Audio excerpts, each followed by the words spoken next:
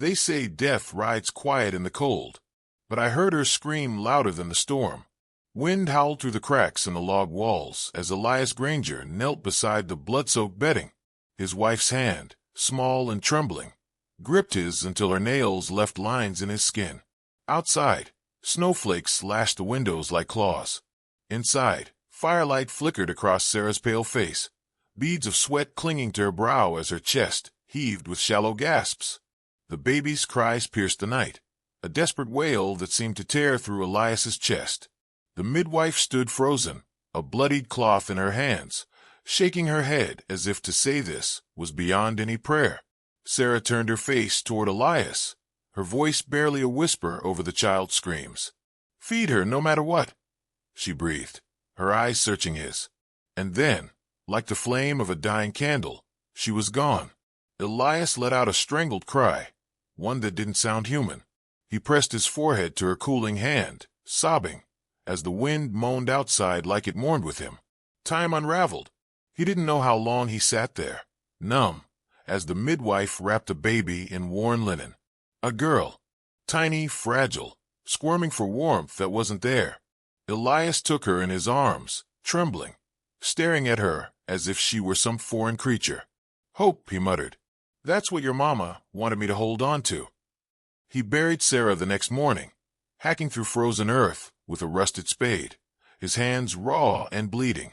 He dug until his muscles screamed and the tears froze on his face. The crooked pine at the edge of their homestead marked her resting place, snow covering the mound like a shroud. The baby whimpered from inside the cabin.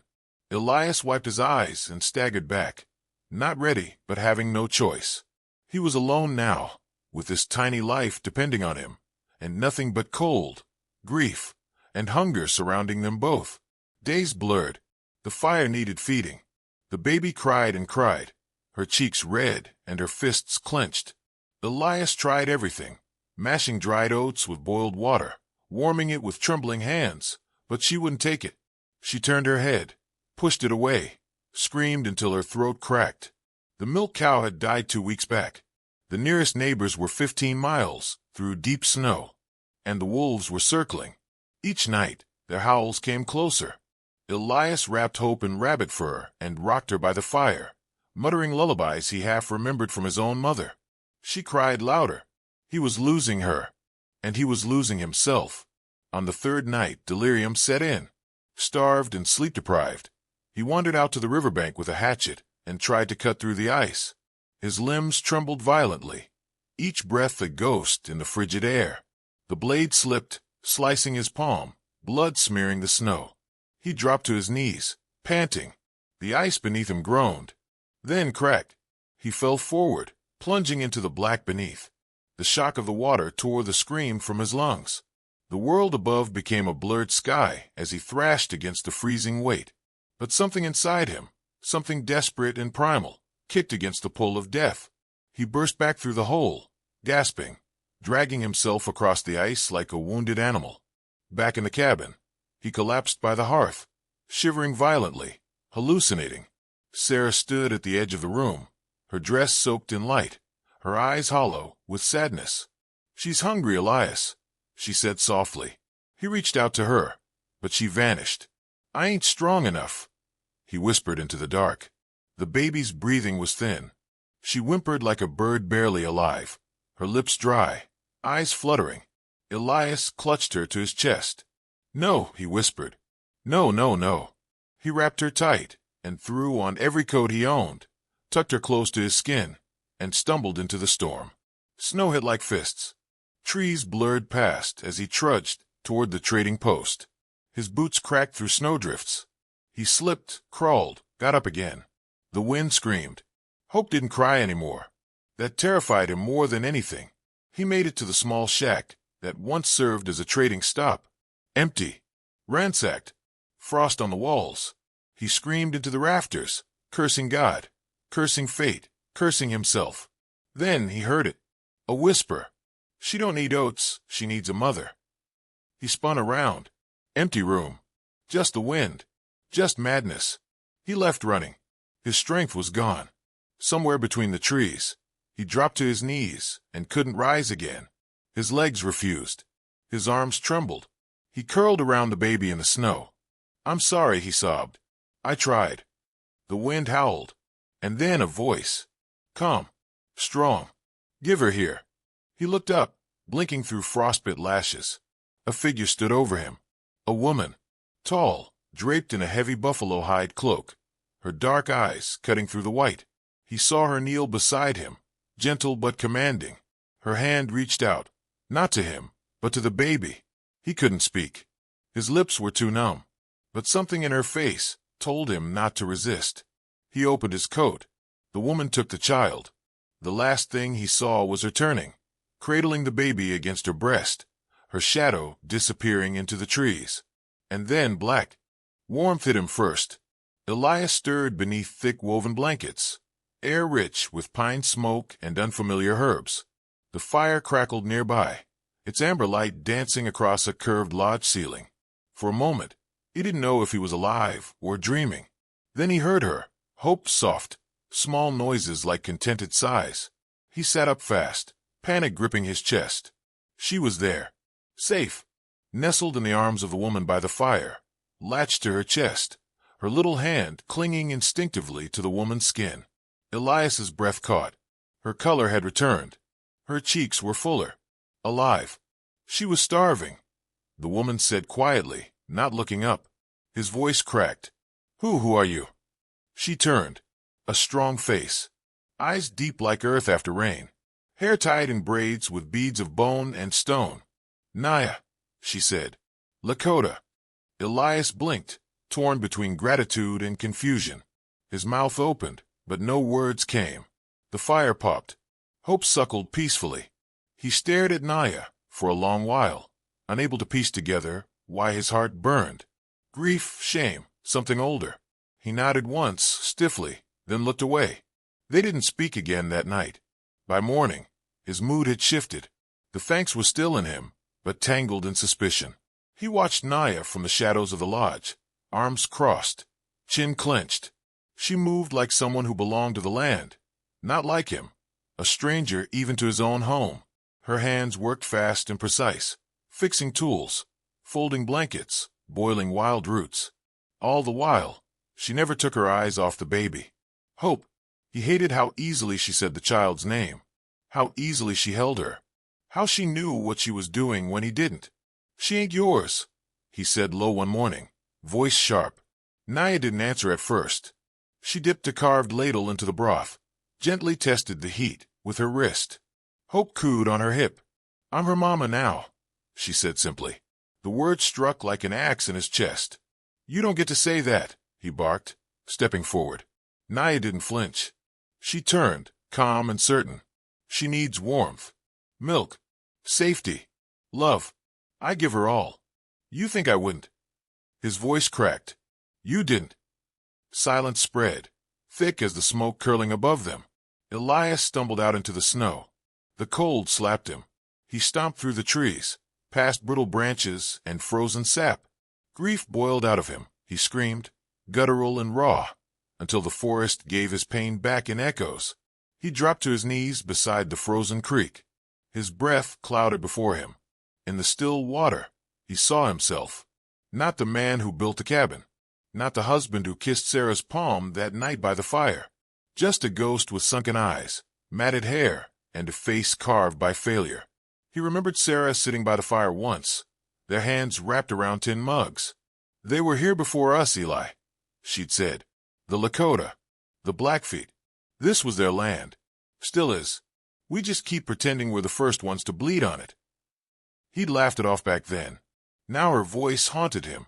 Maybe she chose Naya, not him. Maybe Hope did too. The days blurred again, but not like before. These were clearer, brighter. Naya didn't leave. She worked. She fed the child. She stoked the fire before dawn. Elias tried to stay out of her way. But slowly, things changed. He watched how she bundled Hope, tight safe, swaddled with woven cloth, and her own body warmth. How she hummed to her, songs without words, low and steady like heartbeat. One morning, he asked how to make the broth. Naya showed him. She never made it seem like a lesson, but it was. Elias learned to strip bark from birch trees for tea, to press pine sap over frostbitten fingers, to place heated rocks in a clay pot for steady warmth. He cut firewood. She helped him stack it right, so it dried faster. He mended the lodge's roof. She showed him how to stitch hide tighter, so snow slid off. At night, Hope lay between them, him near the fire, Naya always within arm's reach. Elias sometimes carved in silence. One night, he shaped a deer from pine wood, smoothed it down with bone. When he gave it to Hope, she gurgled and clutched it. Naya watched. For the first time, she smiled, not big, but enough that he felt it in his ribs. They still didn't talk much, but they didn't need to. It was in the glances they traded when the baby coughed, and they both moved at once. In the way she handed him bark to chew when his cough worsened, and how he lit the fire earlier than she asked. Something unspoken bound them, until one night, the world reminded them it wasn't done taking. Elias heard them first. Footsteps crunching snow just beyond the trees. Muffled voices. The sharp click of metal. He grabbed his rifle, peering out the thin lodge opening. For men. Fur coats. Guns on their shoulders. Laughter in their throats. Smells like stew, one said. Could be a settler's place, said another. Or a woman. Maybe both. Easy pickings. Elias turned, his jaw clenched.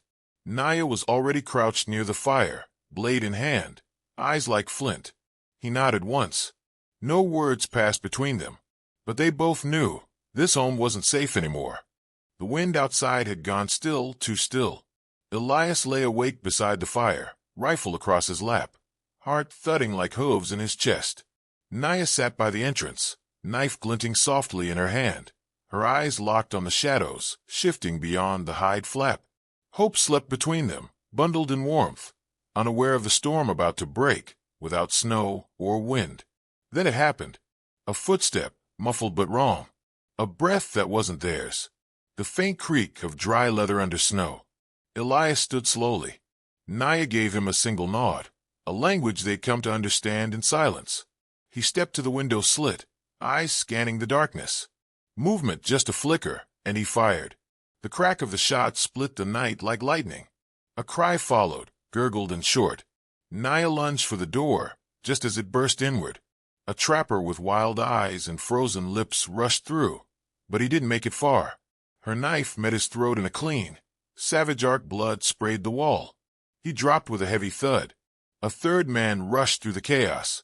While Elias reloaded, the man shoved him aside and lunged for the baby. Hope screamed. No, Elias roared. Naya turned, too late. The man grabbed the bundle and turned to flee. She shrieked, the sound raw and ancient, and tackled him before he reached the tree line. They fell into the snow, her knife flashing like lightning. He screamed once, then silence. Elias stumbled into the open, blood staining his shirt from a gash along his ribs. He collapsed next to her as she held the baby high, cradling her, her face wild with fury and relief. Around them, snow drank of blood and silence. The other trappers were gone, running into the dark, shadows swallowed by the trees. In the aftermath, Elias sat beside the fire, half-dazed. The bodies lay where they'd fallen. His hand pressed a bloodied cloth against his ribs. Naya nursed Hope, calm again, her eyes reflecting firelight like twin embers. Elias looked at her, really looked. I never thought I'd survive without Sarah, he murmured. But you made me want to. Naya said nothing at first. Then slowly, she laid Hope in his arms.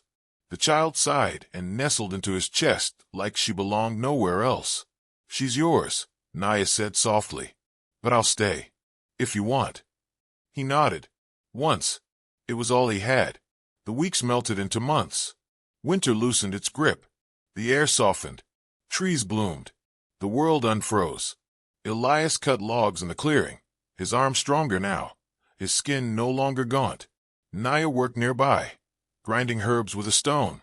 Hope, crawling now, laughed from a soft patch of moss, chasing the little wooden deer he had carved. The cabin stood taller than before, rebuilt with steady hands and shared labor. Smoke curled gently from its chimney, a new kind of peace hovering in the clearing like morning mist. One evening, as the last orange rays of sunset stretched across the hills, Elias brought out a bundle wrapped in cloth. He held it for a long moment before passing it to Naya. Sarah's shawl. She unfolded it slowly, ran her fingers across the embroidery. A quiet passed between them, heavy but kind. "She saved me," Elias said. "But you raised us." Naya nodded, folding the shawl over her shoulders. Not a word passed, but something permanent sealed in that silence. When the Lakota came for her, it was nearly summer. 3 riders on painted horses, cloaked in feathers and leather, approached without fear or stealth. One was older, his eyes lined by wind and time, his voice deep and ceremonial. "You are missed, daughter," he said to Naya. "Your blood calls to us." Naya glanced at Elias, then down at Hope, now standing with help from a stump, reaching out to both of them. Naya's voice was firm, and so does hers. The elder looked between them, understanding blooming slowly in his weathered face. He said nothing more. He turned and rode off, the others following silently into the trees. Naya stayed. They didn't speak of it again. In time, the past stopped burning. Grief softened, made room for what came after. Hope grew stronger, laughed louder, walked bolder. She called Elias Papa and buried her head in Naya's chest when frightened. One morning, as birds sang high in the green canopy and the river ran loud from melted snow, the 3 of them walked together through the thawing forest. Elias carried Hope on his back. Naya walked beside him, hand resting lightly on the strap of his pack. They didn't need to speak. The rhythm of their footsteps, the warmth in the breeze, the breath shared between trees, this was enough. And somewhere, echoing beneath that silence, was a voice carried through memory and snow. She died giving life, but hope never left me hungry. Because someone came and said, "I'm her mama now." They weren't lovers. There was no kiss, no promise, no ring. Just survival. Just grief made bearable. Just trust, built from brokenness. They walked on, not bound by blood, but by something just as lasting. The choice to stay.